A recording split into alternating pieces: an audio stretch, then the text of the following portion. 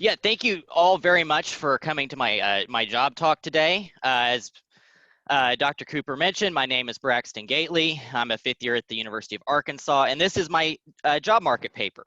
Well, at least I tried.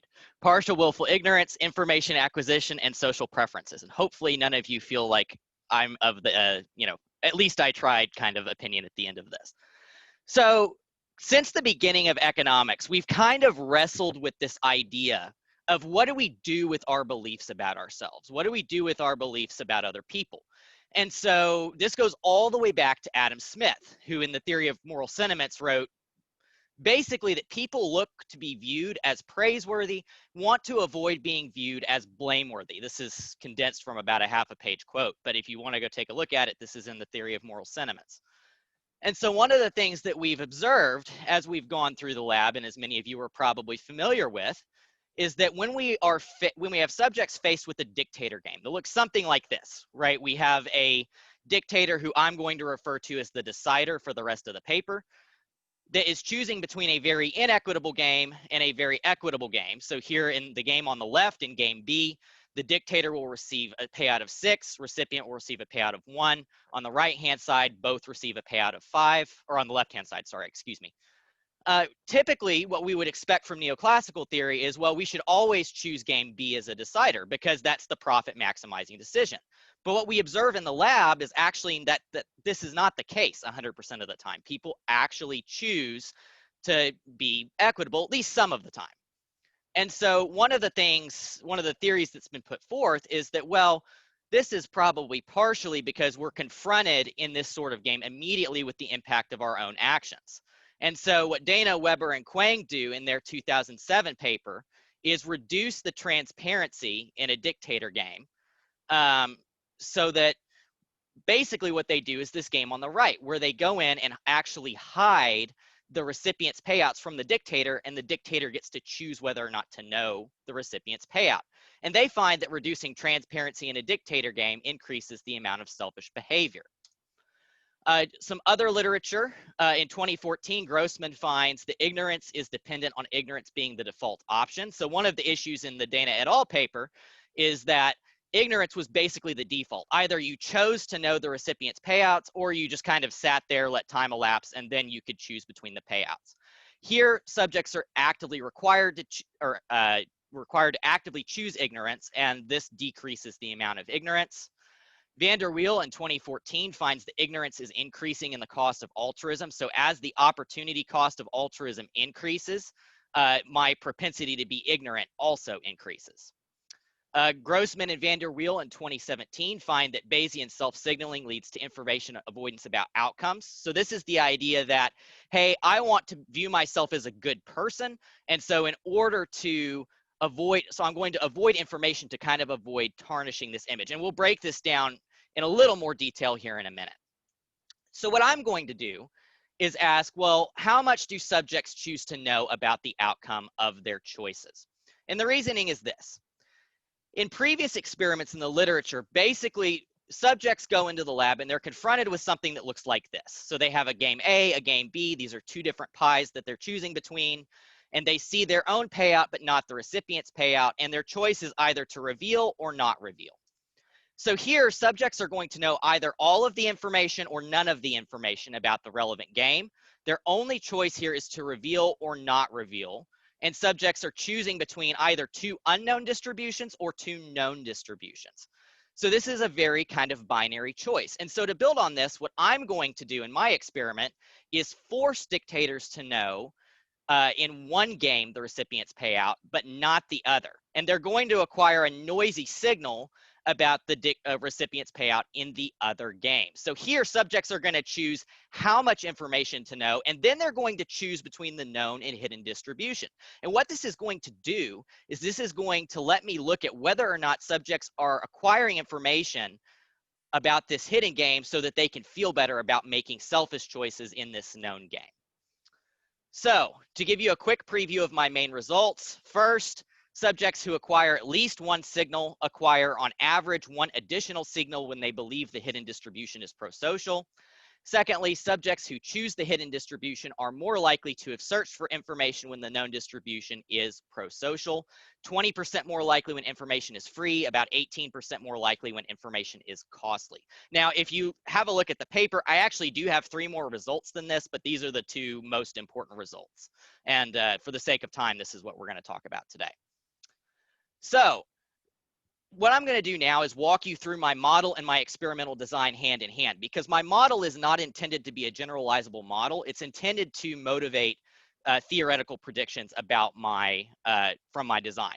So when I was looking at the literature, there were kind of 2 angles that needed to be considered. First, what distribution do subjects see? So I'm going to have one distribution, which is going to be called the prosocial distribution. Here, the known distribution will be relatively egalitarian. The maximum difference between the dictator and recipient payout will be 18%.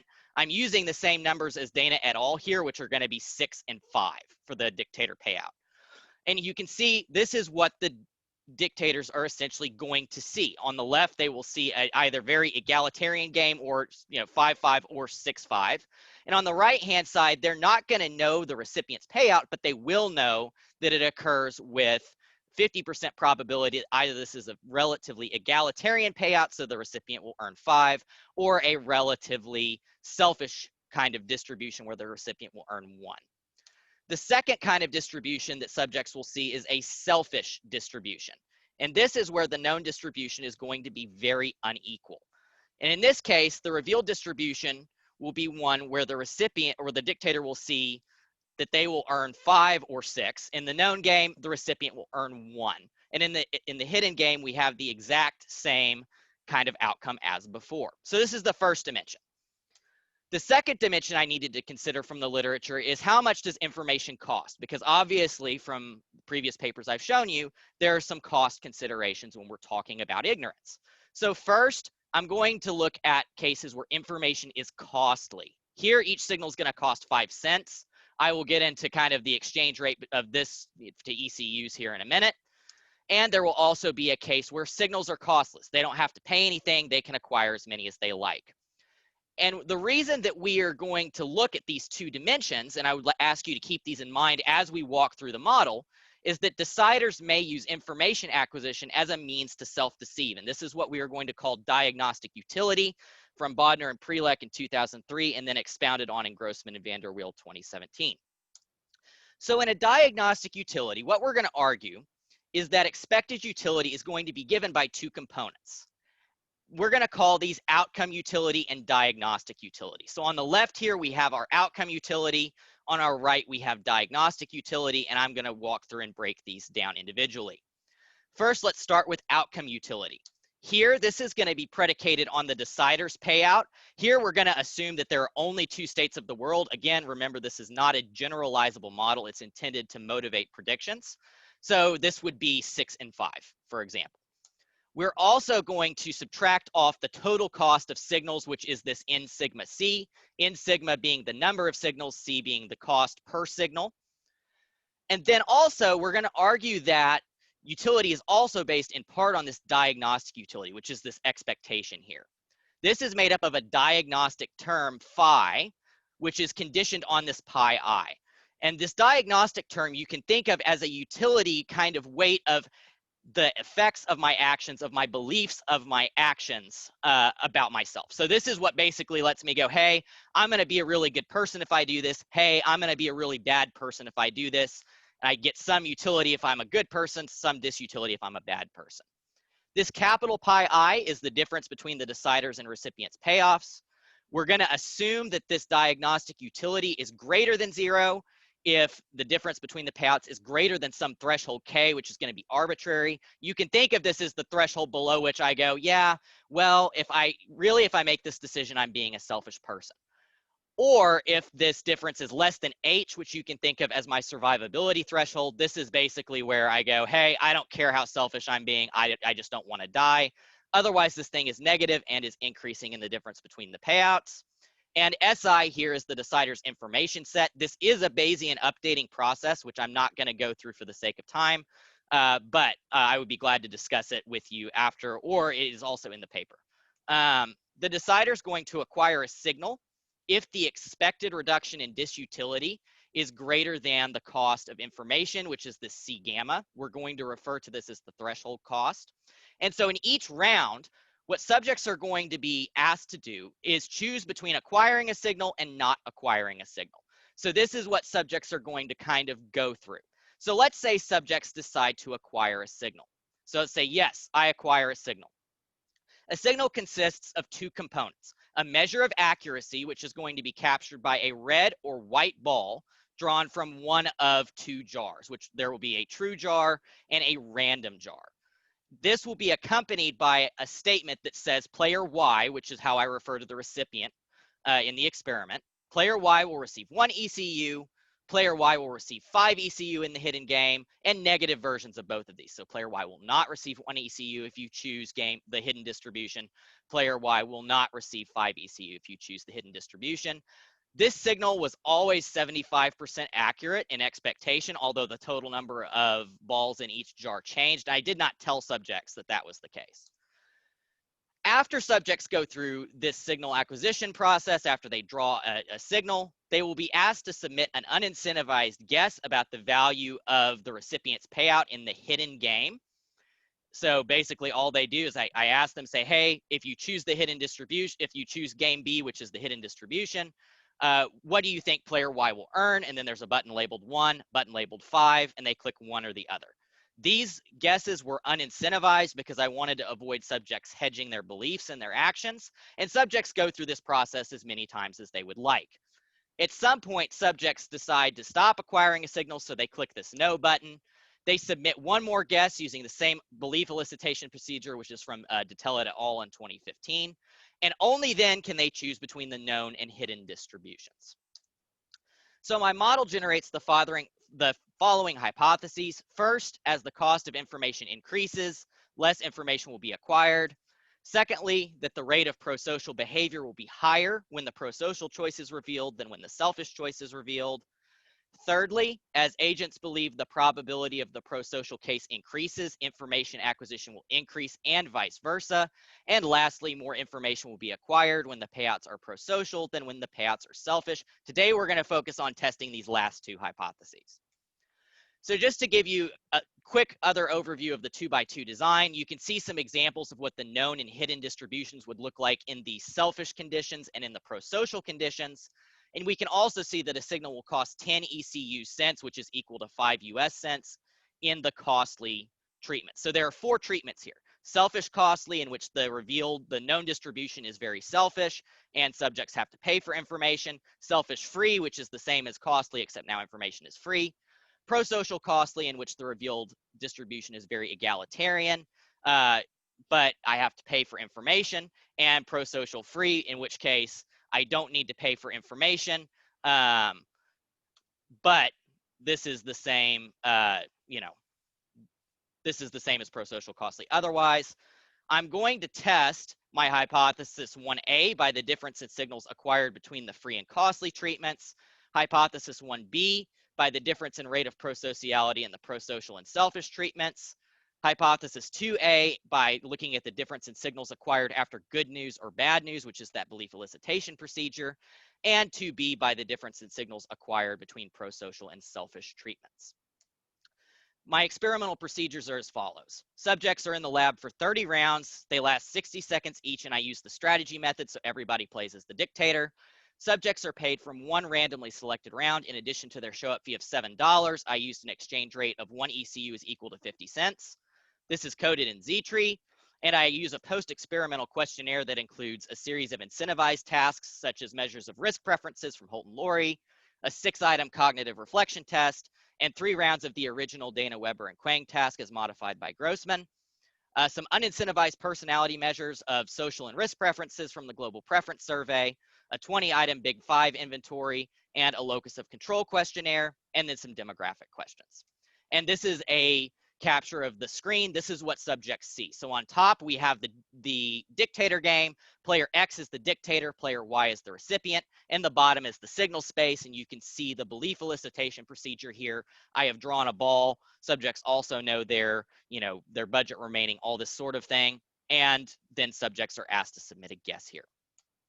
So real quick, some descriptive statistics. The interesting ones are the ones in red here. We have 96 subjects spread across 12 sessions. At least one signal was acquired 66.5% of the time across all treatments. If we break these out by free and costly, that number is 85.3% in the free treatments, 45.9% in the costly treatments. The free and costly treatments are going to be my quote unquote main treatments. These were done between subjects. But we can see here that it seems like that first hypothesis is going to hold. And if you look at the paper, indeed, when I go in and do Wilcoxon sign rank tests, this difference is significant. The prosocial case was chosen 63.2% of the time, and the known case was chosen 46.9% of the time.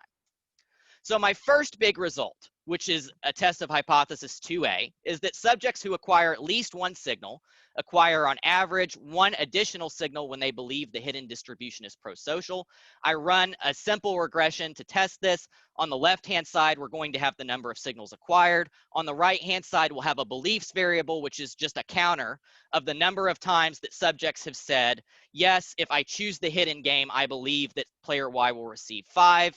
And so we can see here, if we're looking at column 1, and I've highlighted this in red for us, the coefficient on this variable for beliefs is 1.119.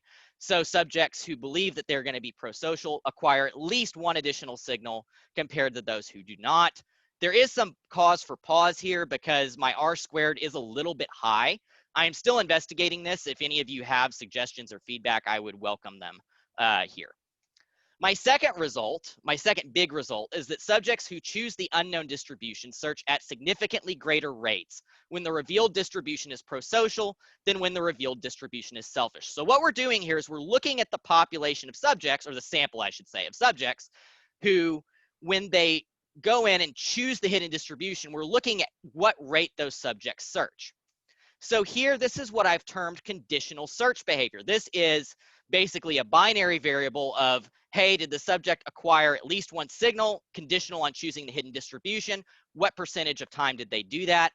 So here we're comparing the two free treatments to each other across prosocial and selfish, and the two costly treatments to each other. The rate of search is highest in the prosocial free treatment. That number is 94% of subjects who choose the hidden distribution search. And all of these differences are significant. I did some probability ratio tests at the 95% level of confidence. I also wanted to see if one group of subjects was more likely to search than the other. So what I did is I went in and ran a probit model. On the left-hand side, we're going to have a dummy variable that takes a value of 1 if subjects acquired at least one signal. And then on the right-hand side, we're going to have a series of explanatory variables, the most important being these hidden variables. These take a value of 1 if subjects choose the hidden distribution and 0 otherwise, and then these suffixes PF, PC, SF, and SC denote the prosocial free, prosocial costly, so on and so forth, denote the treatment. So here we're comparing the red numbers to the blue numbers. So hidden prosocial free and hidden selfish free are significantly different, as are the hidden prosocial costly and hidden selfish costly, both at the 99% level of confidence. You can see that subjects are significantly more likely to search in the prosocial treatments here. Session fixed effects are jointly significantly different from 0 here, which I was disappointed by, because without those session fixed effects, I actually had a really cool result where in the selfish costly treatment, subjects were basically paying for information they didn't use, which unfortunately is now gone. Maybe if I get some more data, I can pick that up. So why do these matter? These provide strong support for the conjecture that subjects use information acquisition to avoid perceiving themselves as selfish. When information is free and the prosocial choice is revealed, subjects are actively turning away from a known prosocial distribution, and these same subjects are searching at higher rates when the revealed distribution is prosocial than when it is selfish, meaning that they are not searching to find prosocial distributions, as also found by Thaler and Exley in 2019 and 2020. Braxton, you've got a minute. Okay, yes, thank you. Thank you, Dr. Cooper. So just to conclude here real quick, subjects generally acquire information only to the extent that it can be used as a self-exculpatory mechanism. These findings provide a strong indication that subjects bias themselves towards good news about their potential actions, which is consistent with the diagnostic utility approach. Moving forward, I want to apply this to other scenarios. So I'm looking at a public goods game right now that's in progress. I want to take a look at what happens when subjects can eventually find out the true state of the world. Right now, they can't. And also look at varying the cost of information within subjects to back out willingness to pay for ignorance. So thank you so much for your attention and for listening. And I look forward to hearing Dr. Grossman's comments and your questions.